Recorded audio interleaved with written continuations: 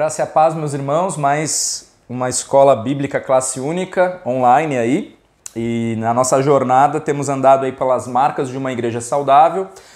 Hoje chegamos na 7ª marca, a disciplina bíblica. Então que o Senhor nos esclareça e nos encha de intrepidez, de coragem, né, para viver a palavra cada dia. Vamos ter uma palavra de oração.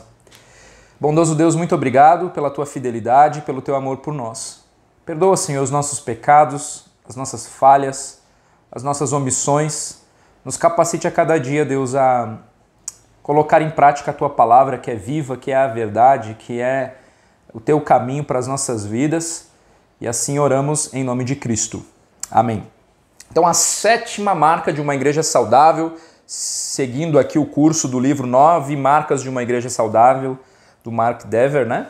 E fato é que uma vez que nós estamos, então, devidamente inseridos no corpo de Cristo, membros de uma igreja local, né, cumprindo com as nossas responsabilidades junto aos nossos irmãos em Cristo, inclusive foi a última marca que nós vimos, né?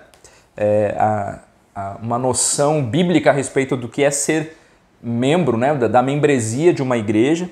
Quando nós estamos devidamente inseridos no corpo, a disciplina bíblica ela aparece como um fator decisivo para que a igreja viva com fidelidade dentro dos propósitos de Deus para as nossas vidas, né, para glorificar e exaltar o nome dele.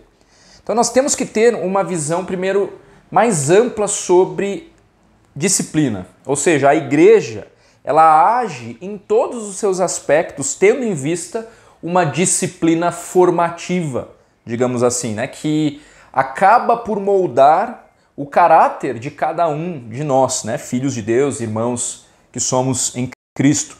Nós somos ensinados por meio de livros, né, na nossa época, então, há uma chuva aí de boa literatura para que a gente cresça no entendimento bíblico em alguns assuntos, né, são pertinentes para o nosso desenvolvimento. Nós fomos disciplinados por meio desses livros, da escola bíblica dominical, nos sermões, né, por meio dos cultos, das aulas, do compartilhar intencional, né, num pequeno grupo, no simples compartilhar, na simples ideia de ter intencionalidade com os nossos irmãos, porque somos crentes, né, por compartilharmos a palavra, o que Deus tem feito. Então, nesse sentido, nós não devemos pensar em disciplina imaginando que trata-se de um assunto negativo, que geralmente, né, pensa em disciplina, rapidamente nós já associamos como algo ruim, algo pesado, né? Mas pelo contrário, até mesmo os casos em que a disciplina eclesiástica ela precisa ser aplicada para corrigir algum pecado específico, o objetivo é sempre o de conduzir a pessoa ao arrependimento e consequente restabelecimento da comunhão com Deus, antes de mais nada, e com o corpo de Cristo, que na verdade as duas coisas andam juntas, né? É claro que ninguém gosta de ser disciplinado, porque como bem pondera, né, o autor de Hebreus, toda disciplina no momento não parece ser motivo de alegria, né? Mas fato é que Deus disciplina a todo o que tem como filho, ao passo que viver uma vida de pecado e não sofrer nenhuma disciplina da parte do Senhor pode indicar, no fim das contas, que nós não somos filhos. Há de se pensar a respeito disso.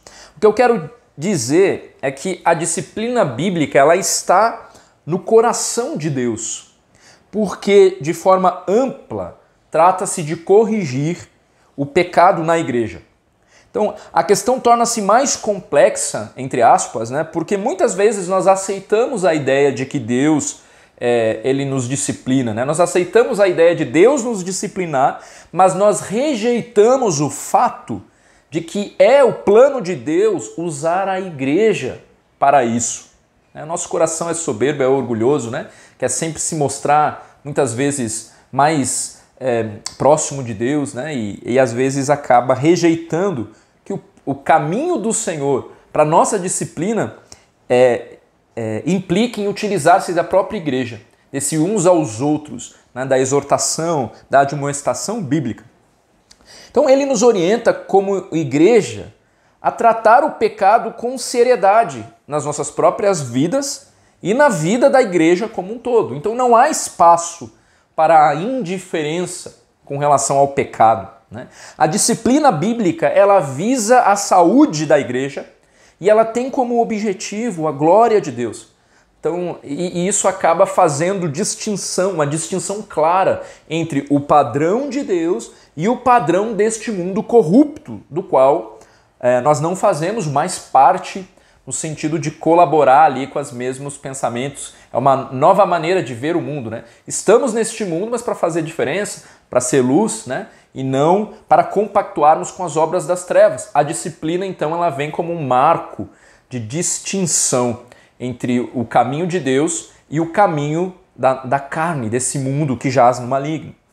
Lloyd Jones, ele afirma, e nós inclusive já citamos essa afirmação dele em uma das nossas aulas no Sermão do Monte. Se você ainda não acompanhou essa série, tá tudo no nosso canal aí, você pode olhar com mais atenção a nossa série no Sermão do Monte.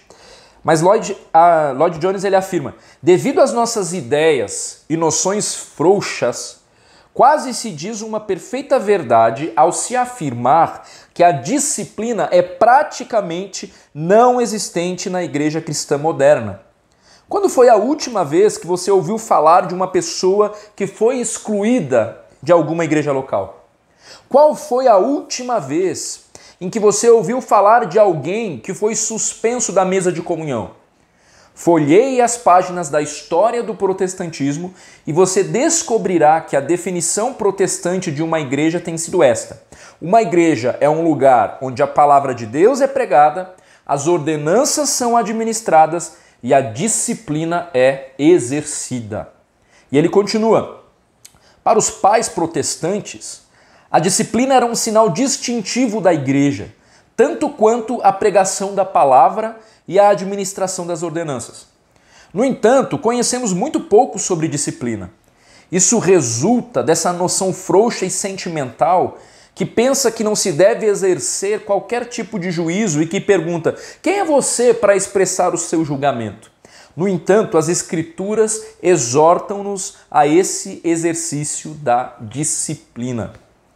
Como vimos nos nossos estudos, então, sobre o Sermão do Monte, uma noção distorcida sobre Mateus 7 e o não julgar tem trazido muitos prejuízos à igreja. Uma postura de indiferença em nome do não julgar tem conduzido a igreja por um caminho de conivência com o pecado. A consequência, ela é devastadora, porque nós deixamos de fazer diferença nesse mundo e de até mesmo inculcar, nos nossos filhos, nos novos convertidos e até mesmo no próprio mundo, o fato de que há algo que distingue, que separa a luz das trevas. Então nós precisamos ter clareza de que Jesus, ele não pretendia excluir o tipo de julgamento que inclusive ele ordenou em Mateus 18, como daqui a pouco nós vamos ver, em relação à disciplina, quando ele pronunciou as palavras em Mateus capítulo 7. Nós sabemos que Deus é um grande juiz, mas em uma escala, claro, proporcional, ele delegou a responsabilidade de julgar ao homem em diferentes esferas. O Estado tem a sua responsabilidade, nós temos que julgar a nós mesmos e uns aos outros. É claro que não no sentido do mesmo julgamento que vem da parte de Deus. Ele é o justo juiz e é ele quem sentencia, a condenação eterna.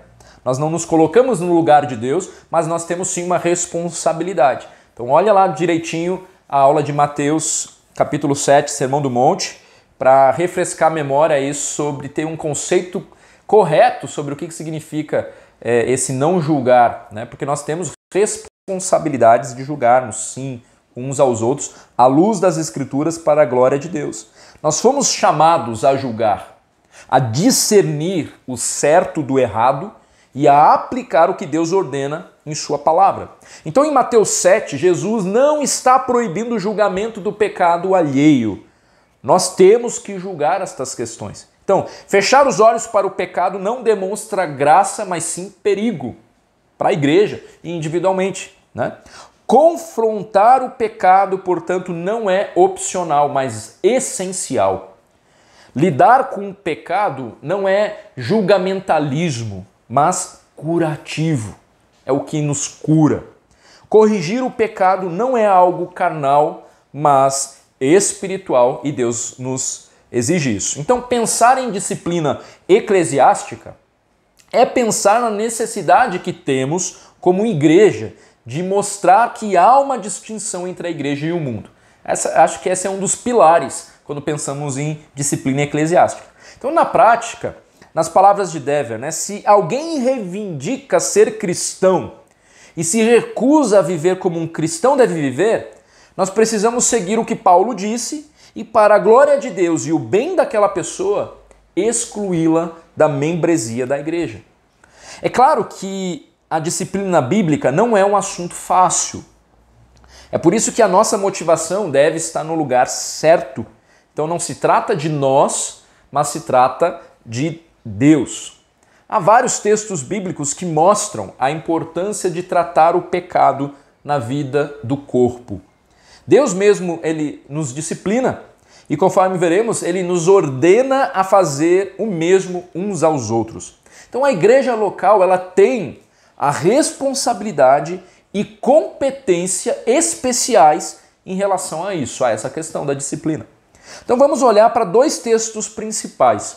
O primeiro deles está em Mateus 18, versos 15 e 20, quero ler aqui com vocês. Mateus, capítulo 18, a partir do versículo 15, diz assim: Se teu irmão pecar contra ti, vai arguí-lo entre ti e ele só.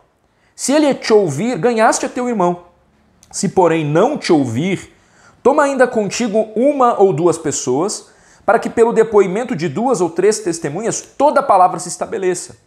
E se ele não os atender, dize-o à igreja. E se recusar ouvir também a igreja, considere-o como gentil e publicano. Em verdade vos digo que tudo o que ligardes na terra será ligado nos céus, e tudo o que desligardes na terra terá sido desligado nos céus.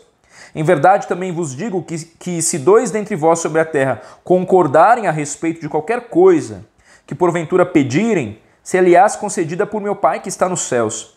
Porque onde estiverem 2 ou 3 reunidos em meu nome, ali estou no meio deles. Interessante esse versículo, o versículo 20, né? Porque onde estiverem 2 ou 3 reunidos em meu nome, ali estou no meio deles. E o contexto aqui está num contexto da disciplina bíblica, né? A igreja reunida fazendo a vontade de Deus no que diz respeito à disciplina bíblica. Então, é interessante considerar esse texto à luz do contexto, né? Jesus aqui ele está abordando um pecado individual, né? Alguém pecou contra você, Cristo ele ensina que esse tipo de pecado ele deve ser tratado no menor círculo possível. Então, primeiro você que foi lesado aí pelo seu irmão, né, que sofreu a pena, você deve ir até o seu irmão e não esperar que ele venha, né? Então, se o seu irmão se arrependeu, então você ganhou o seu irmão e a situação foi resolvida. Ponto final. Fim do assunto. Entretanto, se ele não se arrependeu, então, à luz desse texto, você deve se chamar 2 ou 3 pessoas, irmãos em Cristo, né? Um pequeno grupo de pessoas que possa analisar a situação de forma imparcial. E aí, achei interessante porque o Dever faz uma ressalva.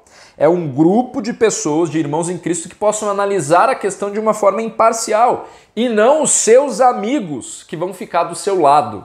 É geralmente o que acontece também, né? Então, se ele ouvir o grupo, então, pronto, a questão está decidida ali, está resolvida para a glória de Deus.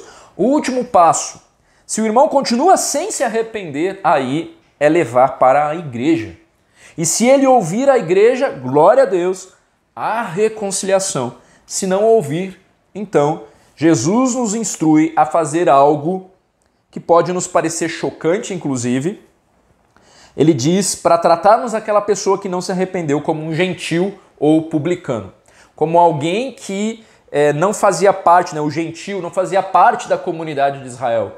Um publicano era um judeu que passou a cobrar impostos de forma abusiva, né, a favor ali do império e não do povo de Deus. Então considere como um gentil, como um publicano, como um que não pertence ao grupo, a vocês, né?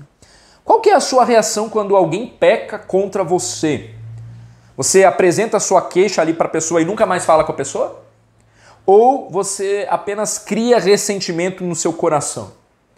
Os dois caminhos estão errados, né? Nós precisamos seguir o caminho bíblico. E Jesus, ele dá autoridade para o seu povo aplicar a disciplina eclesiástica. Então tapar o sol com a peneira é desonrar o nome de Deus. Mas note, né? Uma ofensa contra você, você vai tratar na esfera pessoal. Já vai ter com o teu irmão, né? Então, é evidente que todo esse movimento, ele é feito com amor, né? Todo esse progresso aí dentro da disciplina bíblica, ele é feito e deve ser feito com amor, com sabedoria. Mas como nós temos visto, o amor bíblico, ele não negocia a palavra, ele não negocia a escritura, né? Um outro texto significativo em torno dessa questão é 1 Coríntios capítulo 5. Primeira carta aos Coríntios, capítulo 5. Então diz assim, quero ler aqui com vocês, presta atenção aí. Abra sua Bíblia em 1 Coríntios capítulo 5 e acompanhe a leitura aí para você prestar mais atenção. 1 Coríntios 5 diz assim: geralmente, se ouve que há entre vós imoralidade, e imoralidade tal como nem mesmo entre os gentios, isto é, haver quem se atreva a possuir a mulher de seu próprio pai. E contudo, andais vós ensoberbecidos, e não chegastes a lamentar, para que fosse tirado do vosso meio quem tamanho ultraje praticou? Eu, na verdade, ainda que ausente em pessoa, mas presente em espírito, já sentenciei, como se estivesse presente, que o autor de tal infâmia seja, em nome do Senhor Jesus, reunidos vós e o meu espírito com o poder de Jesus nosso Senhor, entregue a Satanás para a destruição da carne, a fim de que o espírito seja salvo no dia do Senhor Jesus. Não é boa a vossa jactância. Não sabeis que um pouco de fermento leveda a massa toda? Lançai fora o velho fermento, para que sejais nova massa, como sois de fato sem fermento. Pois também Cristo, nosso Cordeiro Pascal, foi imolado. Por isso celebremos a festa, não com o velho fermento, nem com o fermento da maldade e da malícia, e sim com os asmos da sinceridade e da verdade. Já em carta vos escrevi que não vos associasseis com os impuros. Refiro-me com isto não propriamente aos impuros deste mundo, ou aos avarentos, ou roubadores, ou idólatras, pois nesse caso teríeis de sair do mundo. Mas agora vos escrevo que não vos associeis com alguém que, dizendo-se irmão, for impuro, ou avarento, ou idólatra, ou maldizente, ou beberrão, ou roubador. Com esse tal nem ainda comais, pois com direito haveria eu de julgar os de fora? Não julgais vós os de dentro? Os de fora, porém, Deus os julgará. Expulsai, pois, dentre vós o malfeitor. Um homem vivendo aqui um estilo de vida imoral. O que você esperaria que a igreja fizesse nesse caso? Alguns acham que a igreja ela deveria ser graciosa e deveria tolerar o pecado, ou tolerar o pecador não arrependido. O apóstolo, porém, ele não estava nada feliz com essa situação. E aí ele condena a passividade orgulhosa daquela igreja, Ele condena isso, E contudo andais vós ensoberbecidos e não chegastes a lamentar o que estava acontecendo aí. O próprio mundo tá de queixo caído com esse acontecimento e vocês, igreja, não sequer estão lamentando isso que aconteceu no meio de vocês, Então, ele condena a passividade orgulhosa daquela igreja e diz que a ação dela estava permitindo uma catástrofe na vida daquela pessoa e na vida da própria igreja. Aquele homem ali, provavelmente, ele achava que poderia ser um cristão e, ao mesmo tempo, desobedecer deliberadamente a Deus. Ou, provavelmente, que não tinha nada de errado em possuir a esposa do seu pai, E a igreja ali validando aquilo de forma omissa, Sem lamentar o ocorrido. Então, a igreja ela não poderia continuar consentindo com tal prática. Ela deveria se posicionar firmemente, reforçando o padrão bíblico. Um texto importante, no entanto, a se considerar é Gálatas 6, capítulo 1, onde nós lemos: Irmãos, se alguém for surpreendido em alguma falta, vós que sois espirituais, corrija-o com espírito de brandura e guarda-te para que não sejas também tentado. Então, Dever, considerando o que a Bíblia revela sobre a disciplina bíblica, ele questiona: você já observou quão sérias eram as consequências que Paulo ordenou para quem estava vivendo uma vida de pecado, vivendo no pecado deliberadamente, sem arrependimento? Então, as consequências são graves, né? E são objetivas, né? Algumas delas aqui, frases de Paulo, né? Em 1 Coríntios 5,2, para que fosse tirado do vosso meio quem tamanho ultraje praticou. Depois, seja entregue a Satanás. Não vos associasseis com esse tal, né? Depois, em outras cartas, que vos aparteis. Repreende-os na presença de todos, lá em 1 Timóteo 5,20. Evite o homem faccioso. Evitar, né, o homem faccioso, em Tito 3,10. Então, é uma mistura, sim, deste amor, né, com brandura. Deve ser feita uma repreensão com amor, com brandura, guardando-se para não ser tentado, mas ao mesmo tempo firmeza, não compactuando com o pecado, levando Mateus 18 até as últimas consequências, se for o caso, em caso de não arrependimento. Não se trata de uma severidade arbitrária, mas de obedecer a Deus. Então, Dever, citando um erudito grego ali que escreveu sobre o assunto, eu quis trazer aqui a citação que ele também coloca no livro, abre aspas: o abuso da disciplina é repreensível e destrutivo. Pior ainda é o abandono da disciplina. Há 2 gerações, as igrejas aplicavam a disciplina de um modo vingativo e arbitrário que apenas causava divisão. Hoje, o pêndulo da balança foi para um outro extremo. A disciplina ela é quase totalmente negligenciada.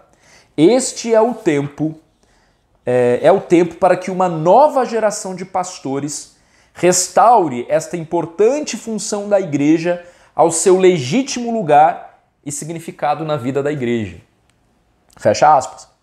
Então é claro que nós devemos praticar a disciplina, né, sem nenhuma intenção de vingança contra o irmão.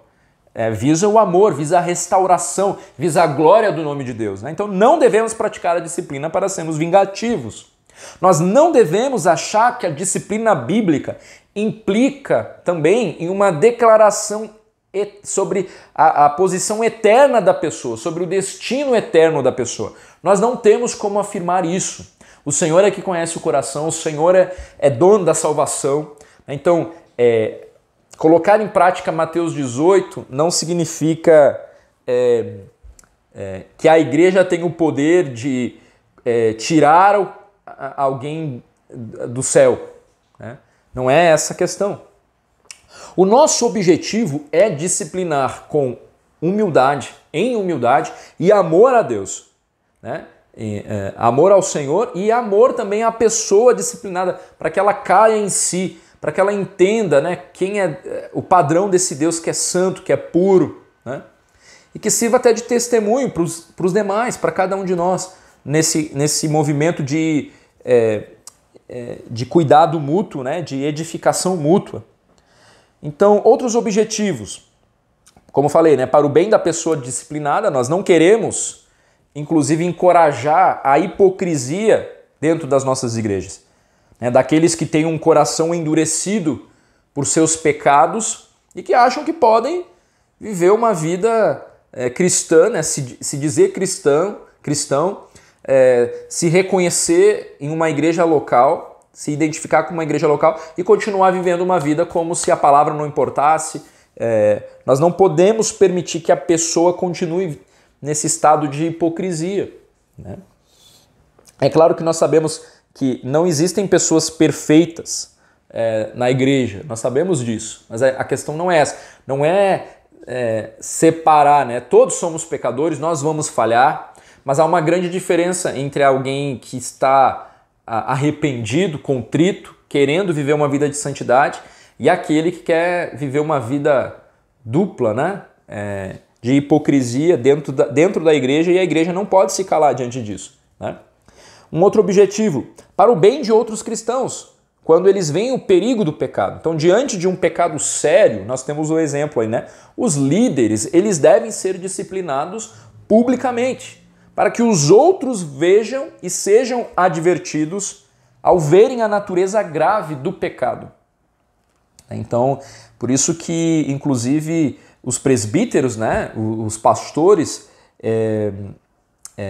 há este princípio ali norteando, né, para que os outros temam, para que os outros entendam a gravidade do pecado, né, para que todos se encham de temor. Então há essa disciplina, inclusive pública.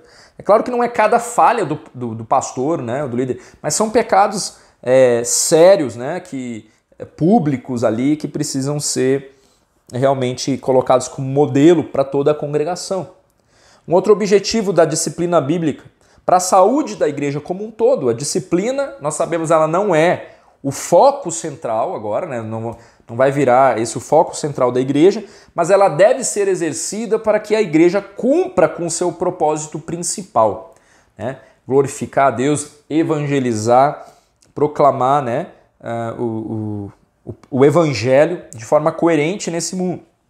E aí envolve, então, um outro objetivo da disciplina bíblica, o testemunho coletivo da igreja. A disciplina, ela é um poderoso instrumento na evangelização, né? Então, Paulo, inclusive, deixa claro aqui nesse texto, né? Então, ele precisa proclamar o evangelho, falar do poder desse evangelho, mas dentro da igreja, uma corrupção maior do que até o mundo está estarrecido com aquela corrupção. Não pode, isso não pode ocorrer. Nós temos um testemunho que diz respeito à glória de Deus, né? Precisamos sim levar o pecado a sério. Então, ele deixa... A disciplina é um poderoso instrumento na evangelização, por quê? Porque, mais uma vez, né, deixa clara a distinção com o mundo.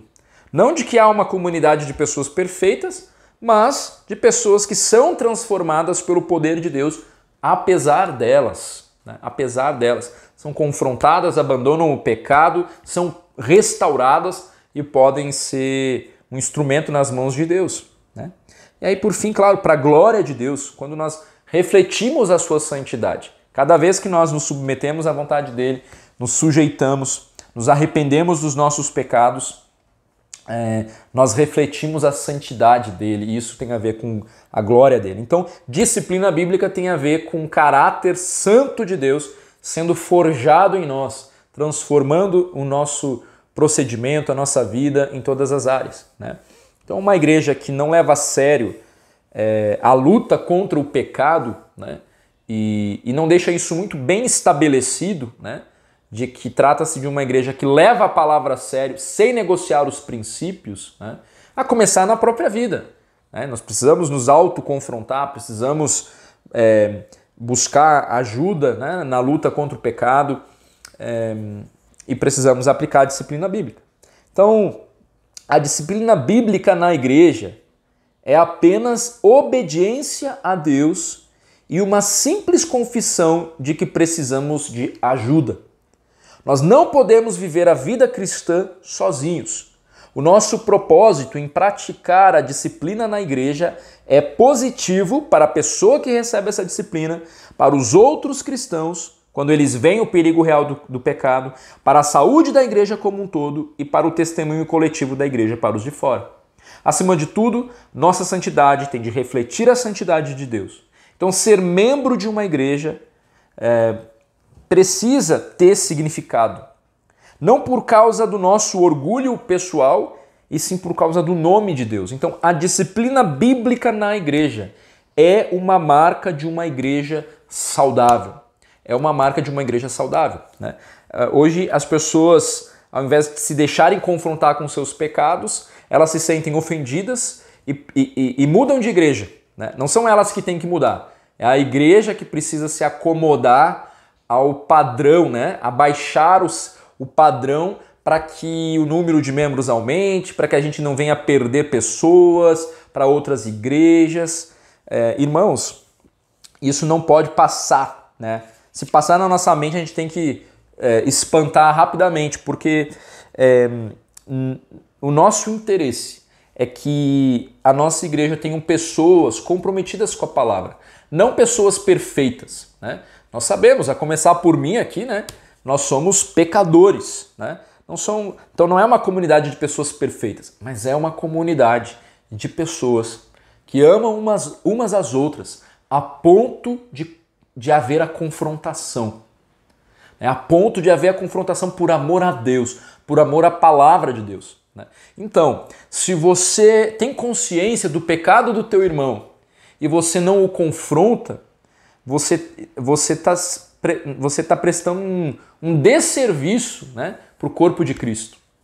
Então, há estes dois passos, né? Eu preciso confrontar em amor, sem negociar os princípios bíblicos, com paciência, com doutrina.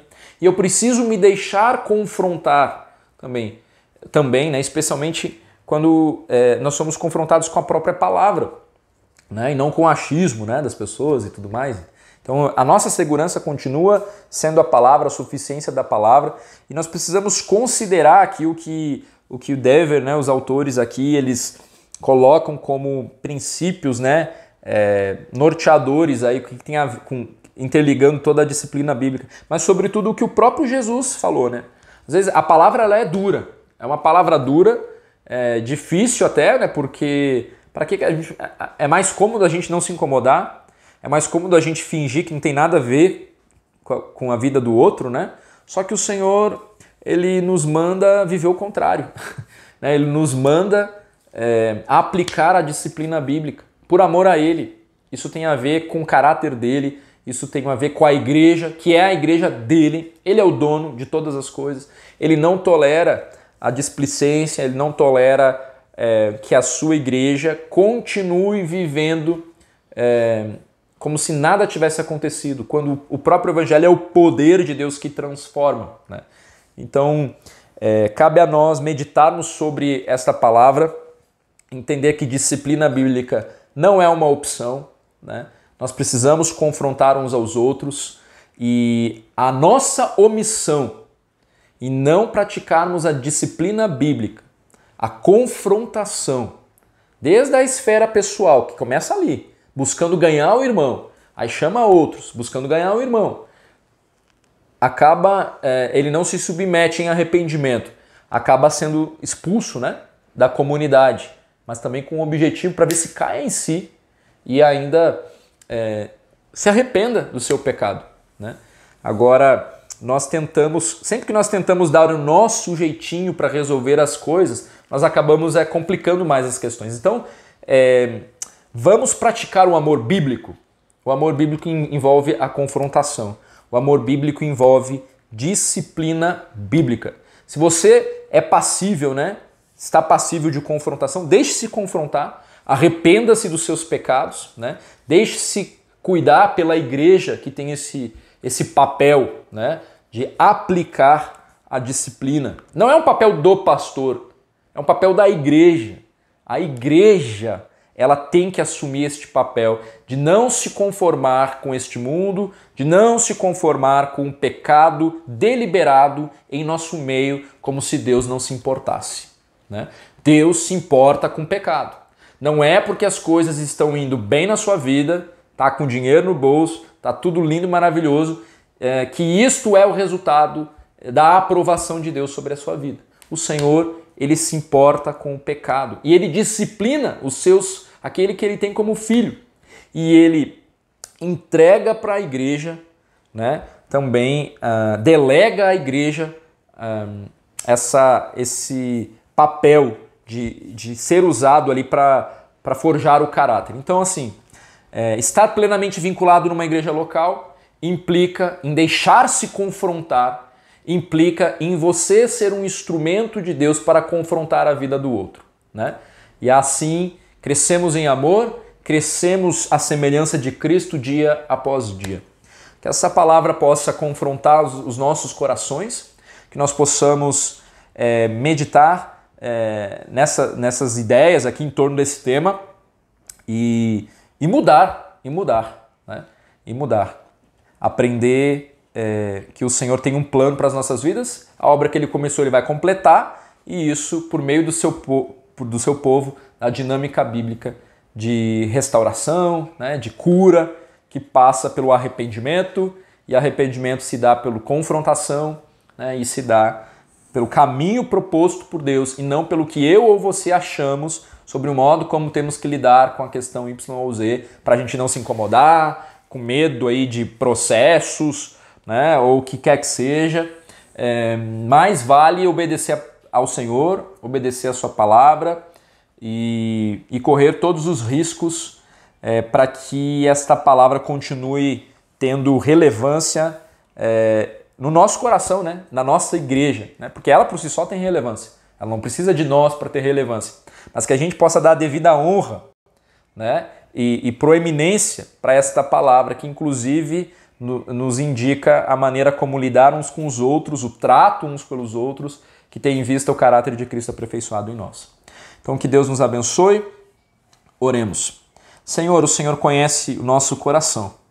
O Senhor sabe o quanto somos limitados, o quanto muitas vezes nós tentamos fugir da admoestação, fugir da disciplina, enganando-nos a nós mesmos, nos isolamos e afirmamos para nós mesmos que está tudo bem. Ó Deus, nos livre dessa autossuficiência, nos dá um coração ensinável, maleável, disposto a, se for preciso, nos sujeitarmos à disciplina bíblica exercida pela Tua igreja, por amor a Ti, de acordo com a orientação da Tua palavra.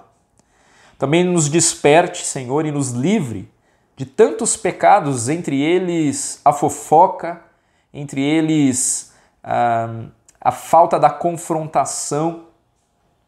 E, ó Senhor, nos ajude a aplicarmos os princípios que encontramos em Mateus capítulo 18, de forma bíblica, com o amor que procede do Senhor. Nos ajude, Deus, a não confundirmos as ideias em relação ao julgamento, ao julgar. De fato, nós não somos juízes e tampouco queremos nos colocar como juízes, mas nós queremos Te obedecer.